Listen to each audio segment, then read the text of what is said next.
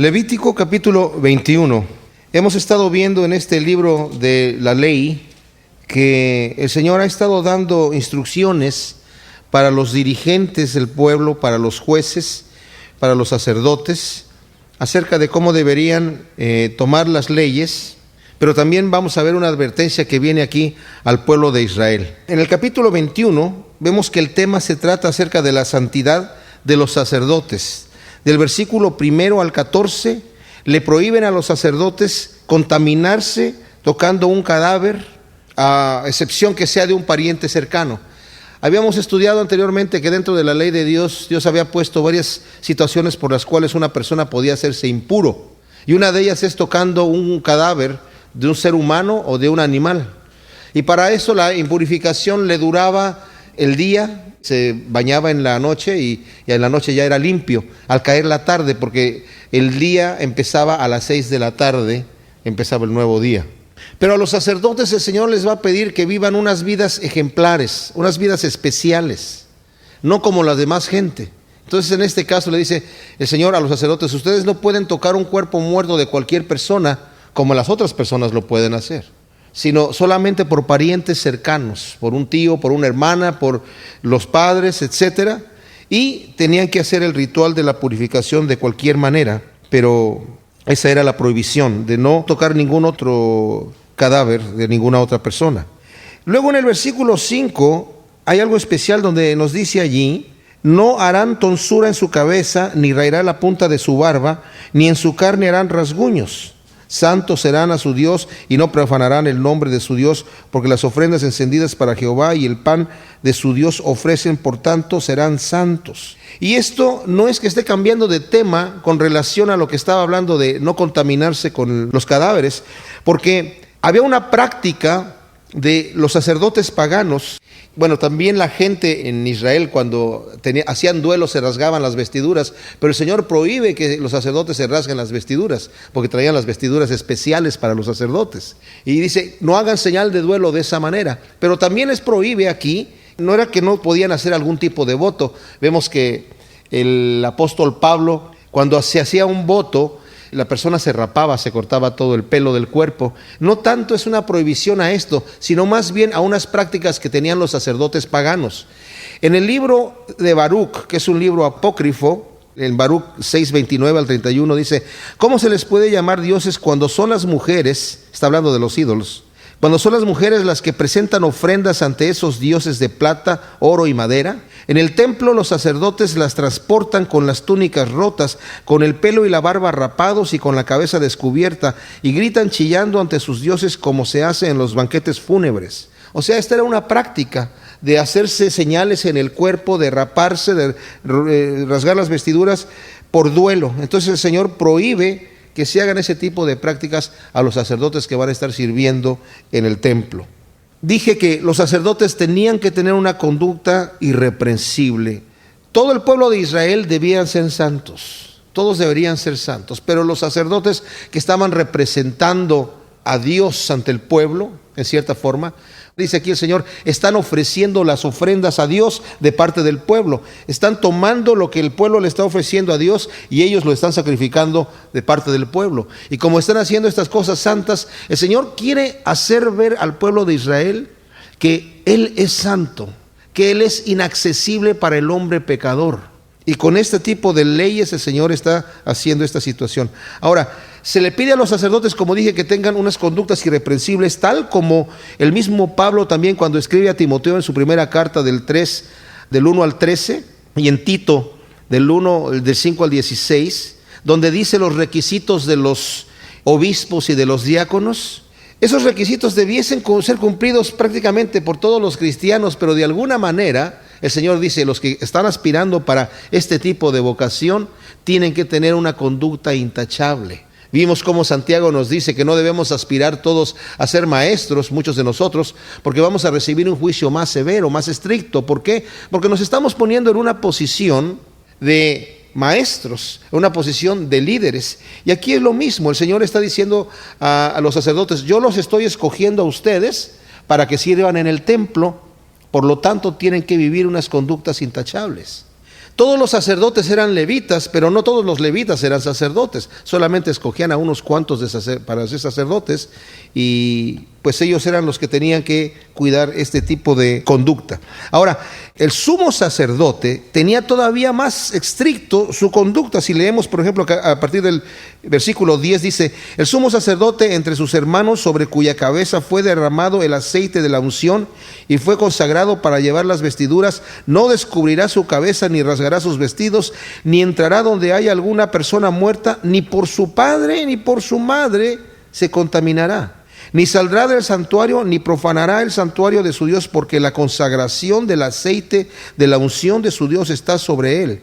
Yo Jehová. Tomará por esposa a una mujer virgen, no tomará viuda, ni repudiada, ni infame, ni ramera, sino tomará de su pueblo una virgen por mujer, para que no profane su descendencia en sus pueblos, porque yo Jehová soy el que lo santifico. Vemos que entonces ni siquiera por su padre y por su madre se podía contaminar el sacerdote, porque él tenía todavía un puesto más importante y una responsabilidad más grande. Tenía que vivir una vida más impecable todavía que los otros sacerdotes. No terminamos de leer los versículos anteriores, pero también nos habla acerca de ciertos actos que para los sacerdotes, obviamente se incluye el sumo sacerdote, que no se podían casar con una mujer ramera o infame, o con una mujer repudiada de su marido, porque el sacerdote es santo a su Dios. Le santificarás, por tanto, pues el pan de tu Dios ofrece, santo será para ti. Estoy leyendo el versículo 8, porque santo soy yo Jehová que os santifico. Y la hija del sacerdote, si comenzare a fornicar, a su padre deshonra, quemada será al fuego. Es un castigo bastante terrible, ¿verdad? Pero es así porque la hija de un sacerdote tenía también ella que guardar la honra de su padre. Ahora, si una persona cometía fornicación, pues se le castigaba. Si era adulterio, se le castigaba siendo apedreada. En este caso, imagínense, a la hija del sacerdote moría quemada a fuego. Vemos también del versículo 16 al 24, hay prohibición a personas que tienen defectos físicos para oficiar en el templo. Cuando yo leí esto al principio me pareció un poco extraño. Wow, es medio fuerte, ¿verdad? Una persona que tenga algún problema en el ojo, que sea jorobado, que tenga una rotura en la mano, que tenga empeine, que tenga sarna, que sea enano, no podía participar en el sacerdocio. Ahora, ¿por qué el Señor está dando esto? Porque el Señor exige lo mejor. El Señor es el que hace a las personas con problemas en los ojos. El Señor es el que crea a los que son enanos también. Pero el detalle que el Señor está haciendo aquí no es que los esté menospreciando, no es que valgan menos. Pero así como el Señor nos ha dado a nosotros lo mejor, envió a su Hijo perfecto, sin pecado, sin tacha, sin mancha ni arruga, para pagar el precio de nuestro pecado. El Señor exigía que el servicio que se hiciera a Él, se hiciera con lo mejor que nosotros podemos ofrecerle. Más adelante, cuando nos hable de las ofrendas, vamos a ver, ahora que entremos a las ofrendas, que el Señor también exige que para que una ofrenda sea aceptada tiene que ser perfecta, tiene que ser sin defecto. El Señor no recibe cualquier cosa. Y como vemos en el caso de Caín y Abel, el corazón tiene que ser perfecto también. El corazón de Abel era perfecto, pero el corazón de Caín había pecado en su vida y el Señor no recibió su ofrenda. El Señor Jesucristo dijo: cuando tú trajeres tu ofrenda al altar y ahí te acuerdes que tu hermano tiene algo contra ti, deja allí tu ofrenda, no la puedes dar todavía porque no te la voy a recibir. Ve y arregla cuentas con aquella persona que tiene algo contra ti, y entonces tu ofrenda va a ser aceptable delante de Dios. Cuando entramos nosotros al capítulo 22 vemos justamente esto, la santidad de las ofrendas. Desde el versículo 1 al 9, estoy haciéndolo así rápido porque si lo leemos es muy tedioso, nos habla acerca de que cualquier levita que estuviese inmundo no podía comer de las ofrendas hasta que estuviese limpio. Aquí se nos hablan de varias inmundicias por las cuales el levita podía estar, aunque había otras. Pero nos habla de enfermedades, por ejemplo, acerca de enfermedades venéreas, como la gonorrea, de una enfermedad como la lepra, y de otras enfermedades que no eran tan terribles y que, como vimos ya anteriormente, la persona solamente estaba sucia hasta la noche y luego se bañaba y quedaba limpio. Nos dice aquí en todo esto que no podía la persona esta comer hasta que fuese limpio. En el versículo 7 del 22 nos dice: cuando el sol se pusiere, será limpio y después podrá comer. Bueno, el anterior nos dice: la persona que tocare será inmunda hasta la noche y no comerá de las cosas sagradas antes que haya lavado su cuerpo con agua. Y cuando se pusiere el sol, será limpio y después podrá comer las cosas sagradas, porque su alimento es. Ahora, la carne que traían para los sacrificios era para los sacerdotes. Los sacerdotes se comían esa carne para los sacrificios. Si eran por el pecado, si era una situación por expiación, se quemaba todo el animal, pero en ciertas ofrendas que eran de paz y cosas así, el sacerdote tomaba su parte de ahí.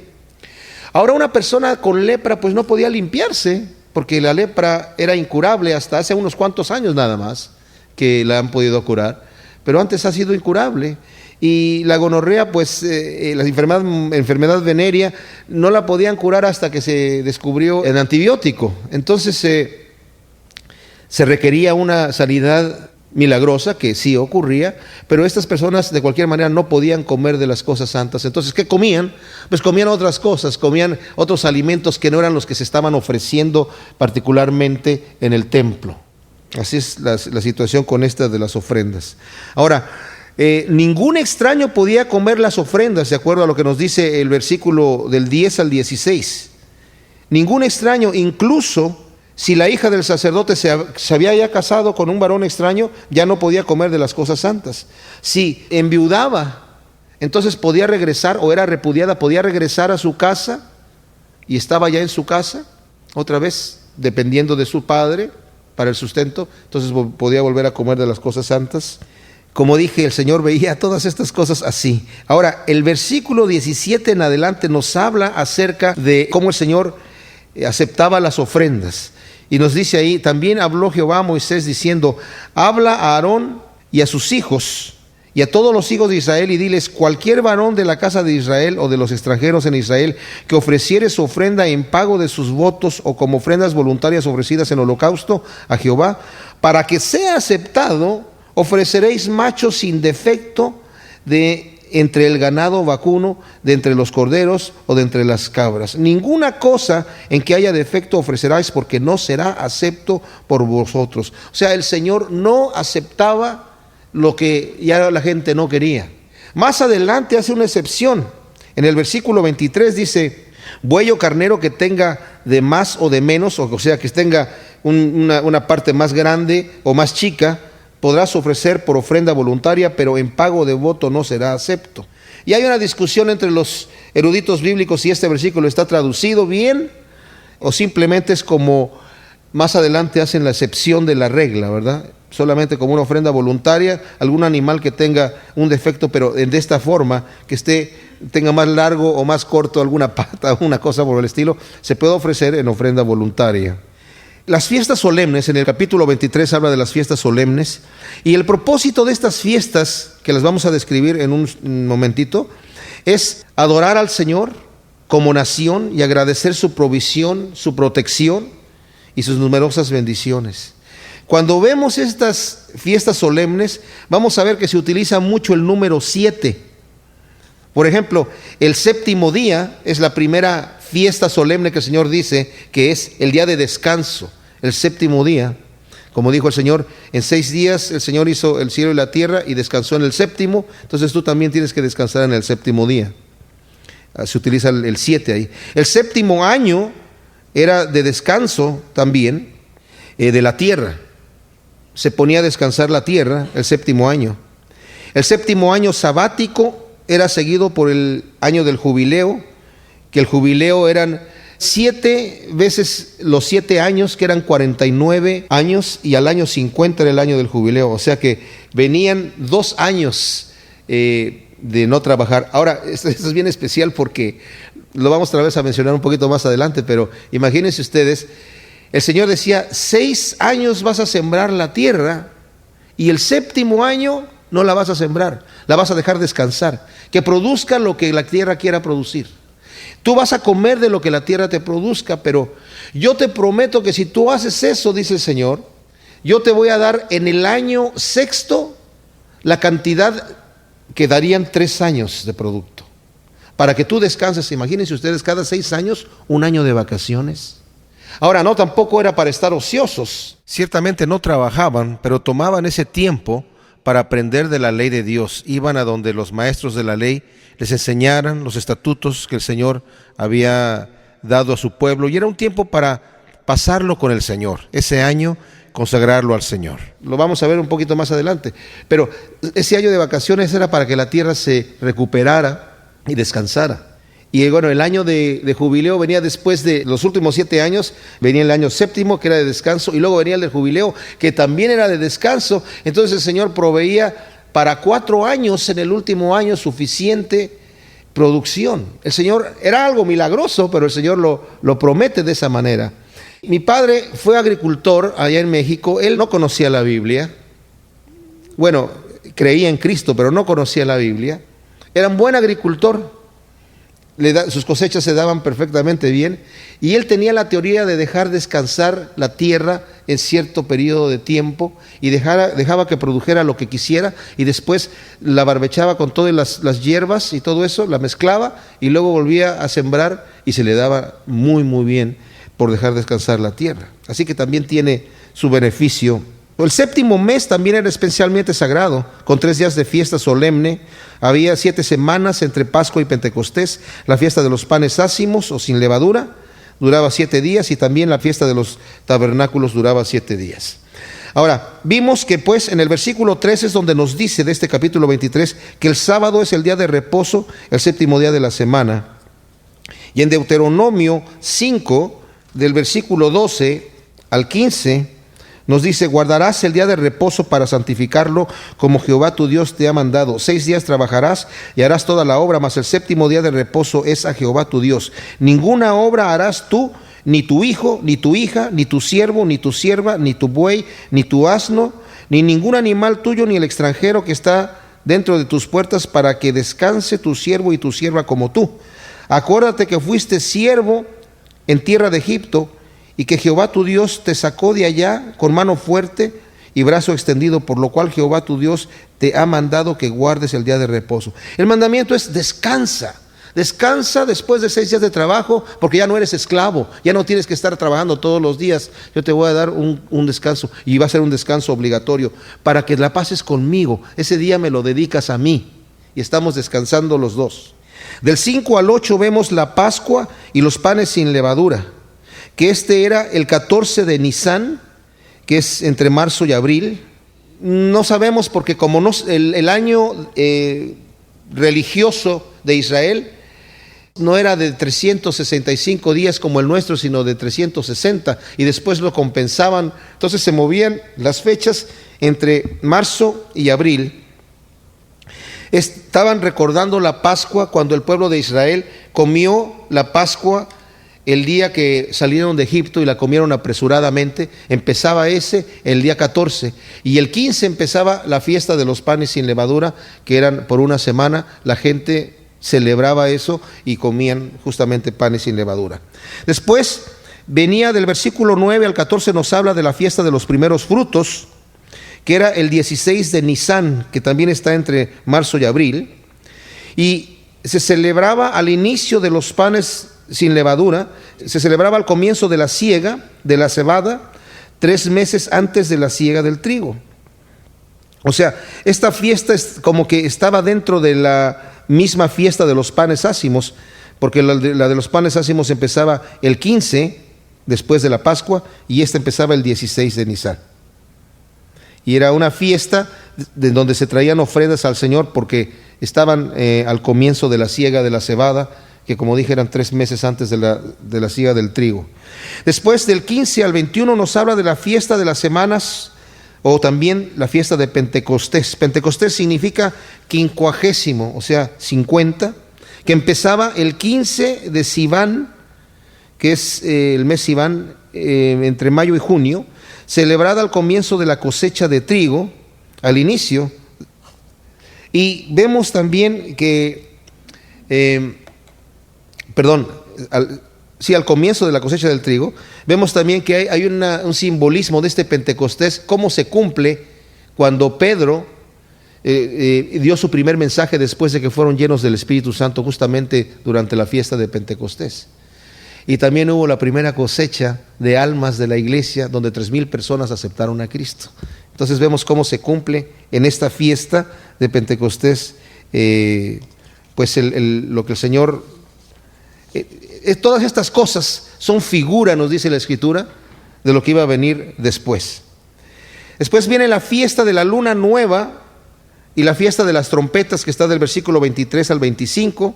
Este es el primero de Tisri, que es entre septiembre y octubre. Es el fin de la estación de la cosecha y principio del calendario civil de los judíos. El calendario Rosh Hashanah, que significa cabeza del año o literalmente año nuevo. Después estaba el día de la expiación, descrito desde el versículo 26 al 32, que ya lo vimos en el estudio que hicimos en el capítulo 16 de aquí de Levítico, que es el día de Yom Kippur. Era el 10 de Tisri, entre septiembre y octubre. No se trabajaba, la gente afligía sus almas, dice aquí la palabra, que es ayunar y arrepentirse de sus pecados. Y el sumo sacerdote hacía el ritual de la expiación, que ya lo vimos, por el pecado del pueblo. Era la fiesta más solemne de todo Israel, el día de la expiación.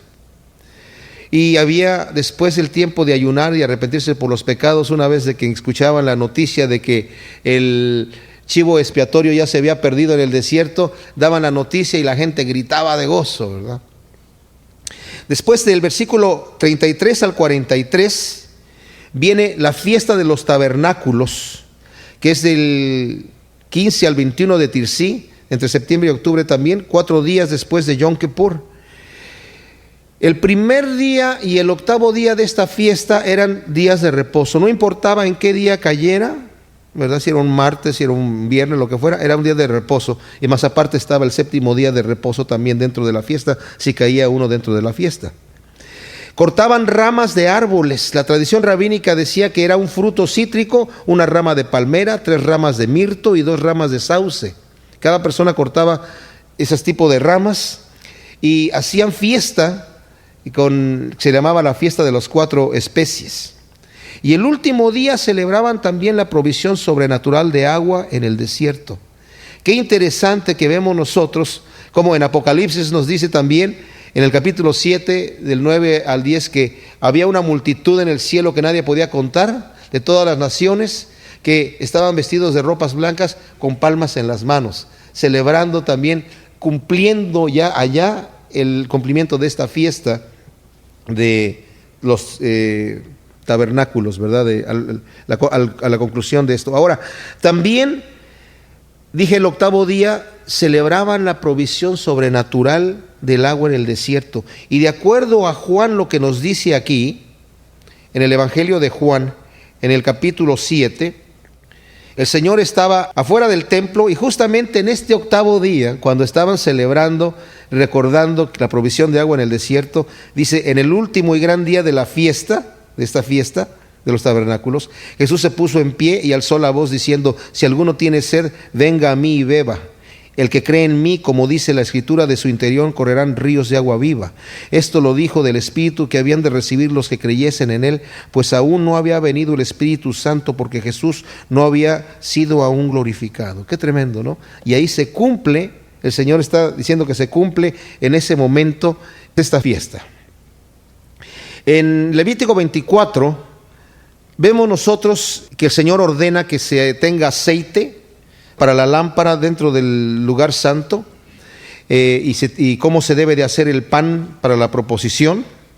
Pero también vemos aquí un incidente que es el castigo de un blasfemo, y lo vamos a leer en el 24:10. Dice, en aquel tiempo el hijo de una mujer israelita, el cual era hijo de un egipcio, salió entre los hijos de Israel, y el hijo de la israelita y un hombre de Israel riñeron en el campamento, y el hijo de la mujer israelita blasfemó el nombre y maldijo. Entonces lo llevaron a Moisés, y su madre se llamaba Selomit, hija de Dibri, de la tribu de Dan, y lo pusieron en la cárcel hasta que les fuese declarado por palabra de Jehová. Y Jehová habló a Moisés diciendo, saca al blasfemo fuera del campamento, y todos los que oyeron pongan sus manos sobre la cabeza de él y apedréenlo toda la congregación. Imagínense el castigo tan tremendo.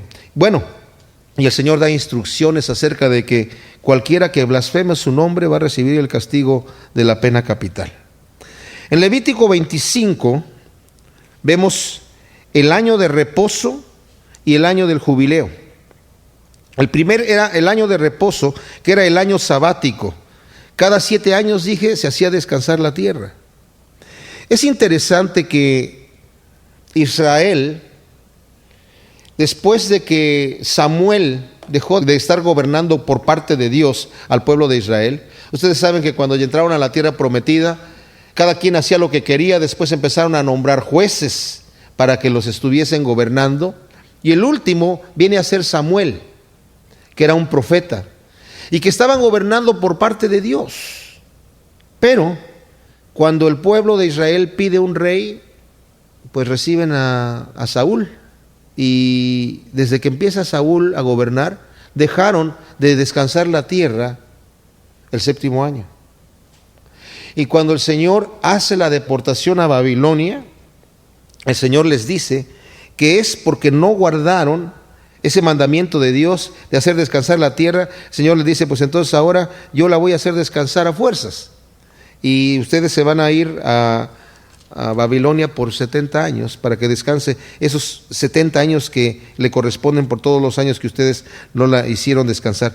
Y en Segunda de Crónicas voy a leer el 36, del 17 a 21, dice: por lo cual trajo contra ellos al rey de los caldeos, que mató a espada a sus jóvenes en la casa de su santuario, sin perdonar joven ni doncella, anciano ni decrépito, todos los entregó en sus manos. Asimismo todos los utensilios de la casa de Dios, grandes y chicos, los tesoros de la casa de Jehová y los tesoros de la casa del rey y sus príncipes, todo se llevó a Babilonia Nabucodonosor.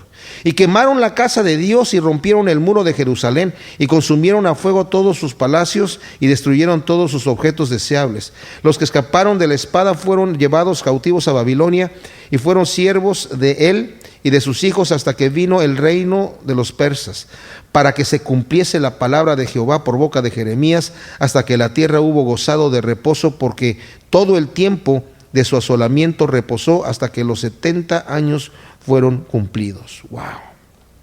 El año del jubileo, que dije yo venía después de los 49 años, un periodo de 49 años, era el año 50, era otro año de vacaciones, y era un año en donde se proclamaba libertad, donde todas las deudas eran perdonadas. Si una persona había vendido su casa porque no tenía dinero, en el año del jubileo se le regresaba. Si había vendido su heredad, si era un esclavo, bueno, el esclavo israelita se tenía que dejar en libertad a los 7 años.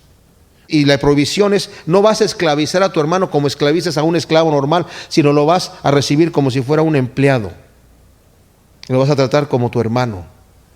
Y al 7º año lo tienes que dejar en libertad. Pero si el año del jubileo se adelantaba al 7º año, entonces lo tenían que dejar en libertad en el año del jubileo. Y como dije, todas las deudas también se perdonaban.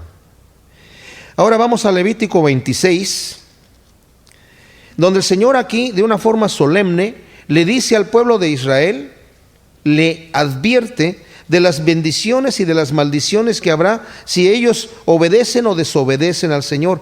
Y vamos a leerlo porque es muy interesante. Dice el el capítulo 26: no haréis para vosotros ídolos ni escultura, ni os levantaréis estatua, ni pondréis en vuestra tierra piedra pintada para inclinaros a ellas, porque yo soy Jehová vuestro Dios.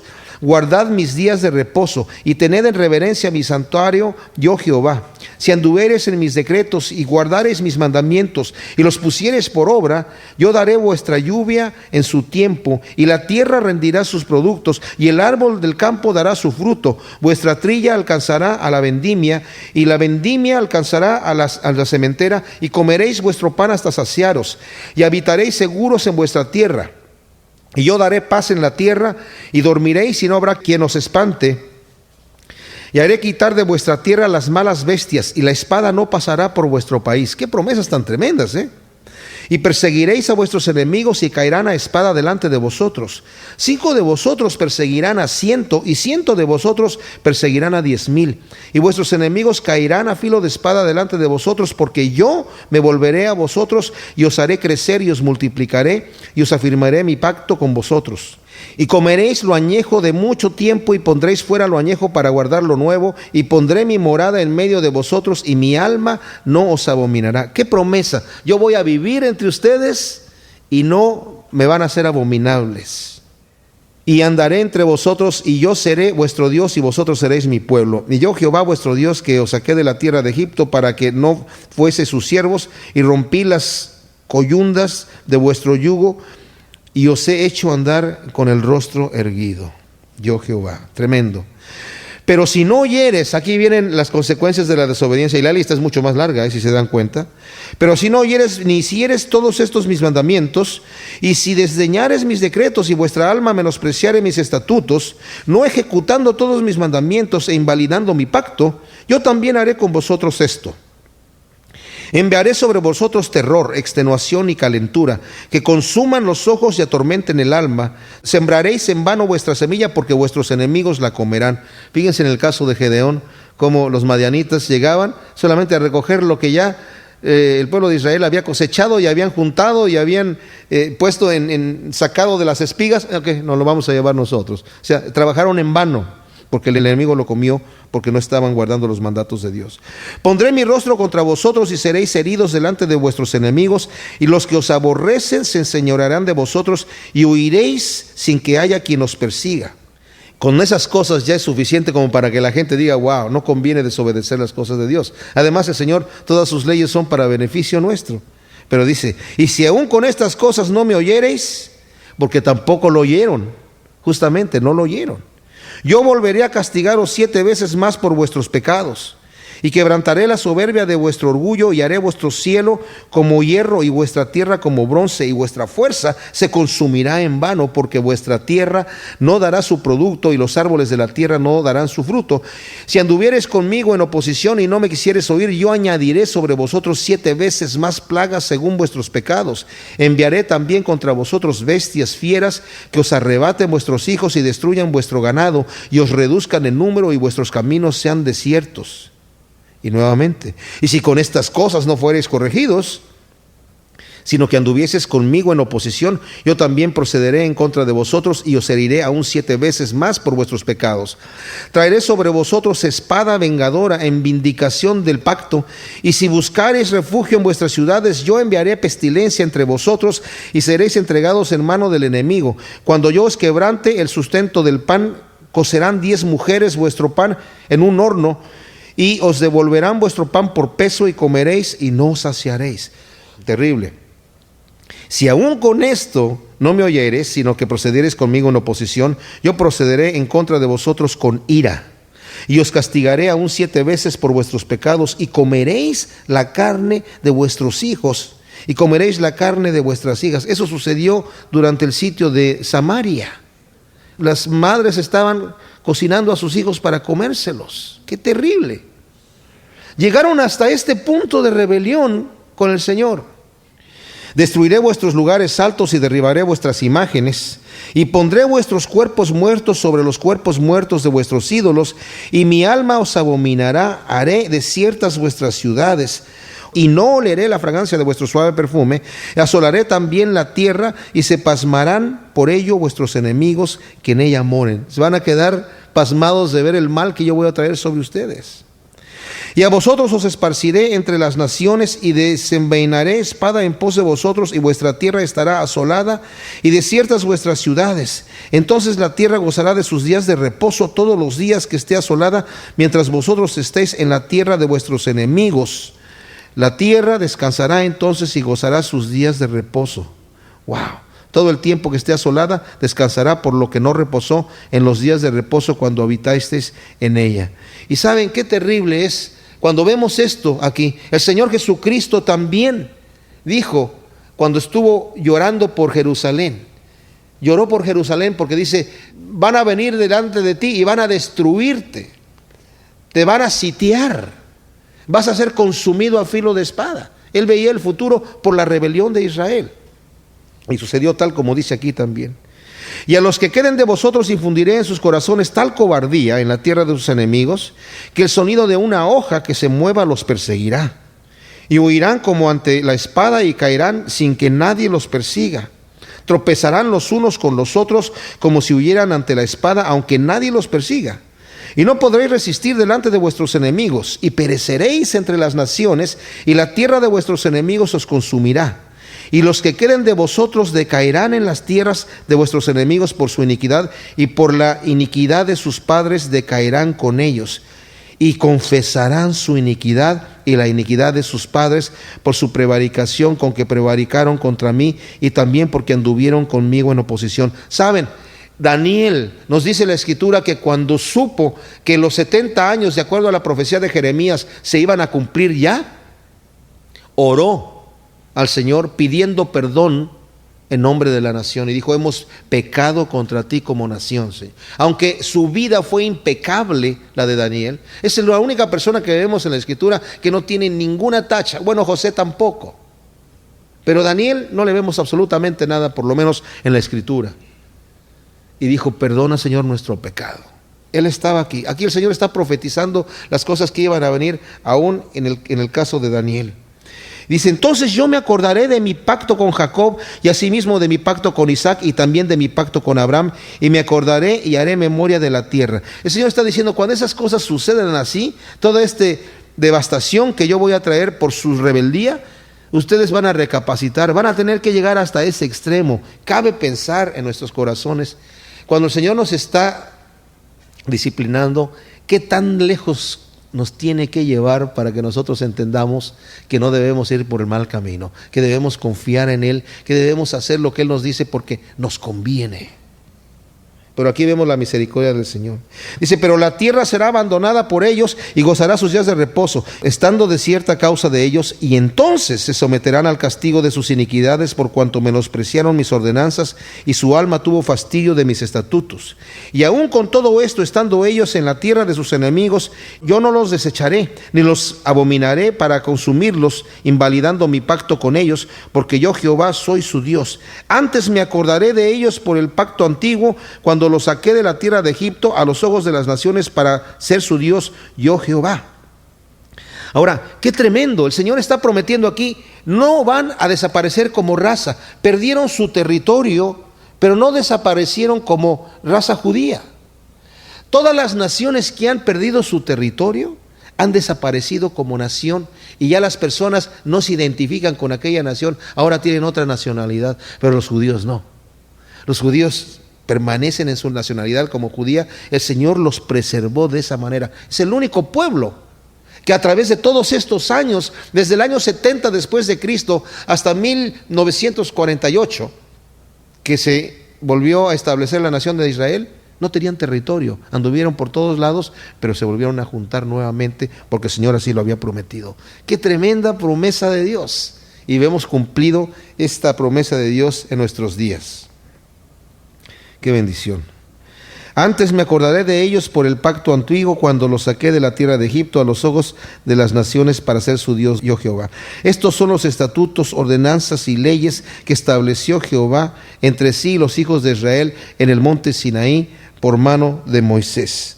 Ahora, si vemos nosotros aquí, el Señor está dando unas ordenanzas al pueblo de Israel, unos estatutos que son para beneficio del pueblo. El Señor no está dando simplemente leyes por dar leyes.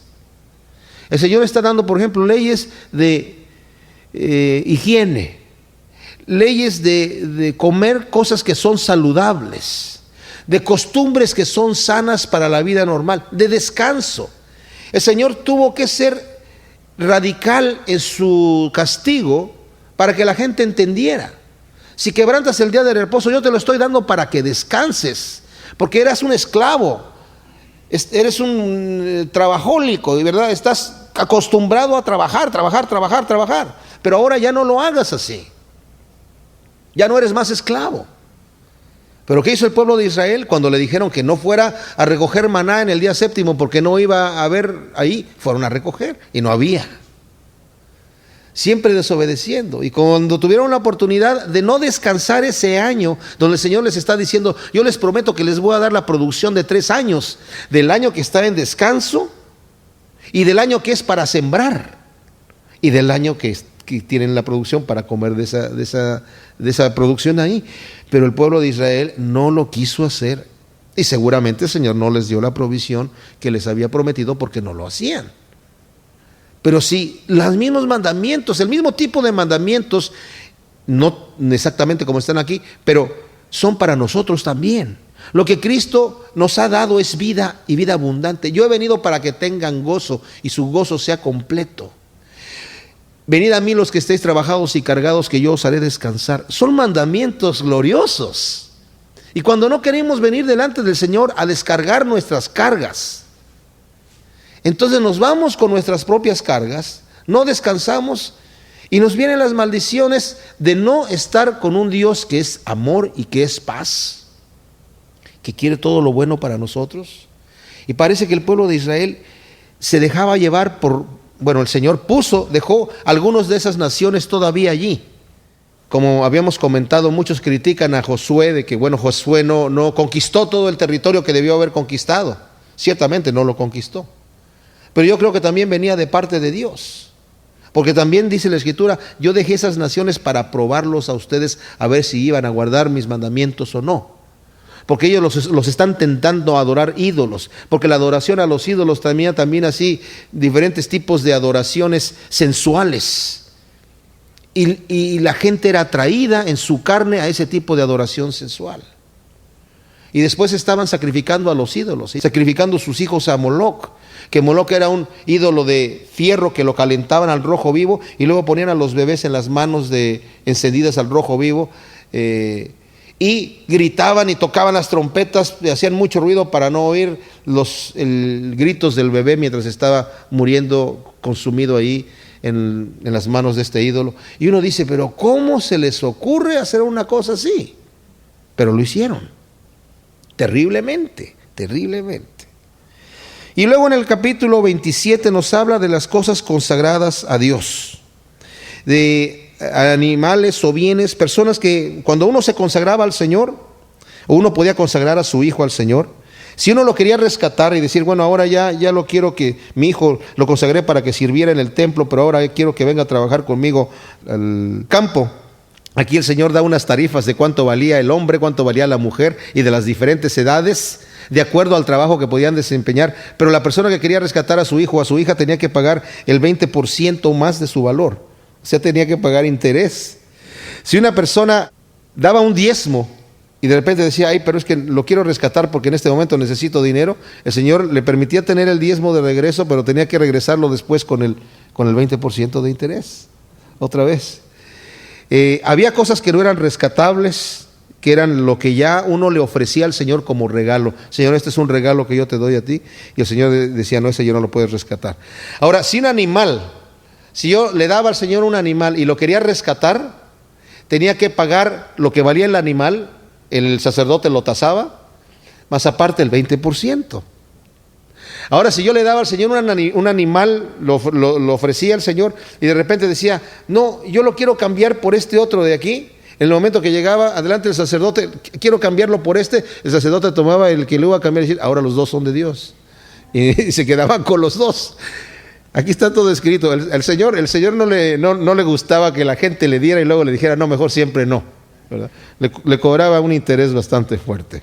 Vemos que así se concluye el libro de Levítico y concluye diciendo el versículo 34, estos son los mandamientos que ordenó Jehová a Moisés para los hijos de Israel en el monte Sinaí. Gracias, Padre, te damos por tu palabra. Este libro, aunque es técnico, Señor, vemos en él una aplicación tremenda de los motivos por los cuales tú nos das la ley, Señor, que como dice tu palabra, es santa, buena, perfecta. Y queremos, Señor, honrarte con nuestras vidas personales también, en nombre de Cristo Jesús. Amén.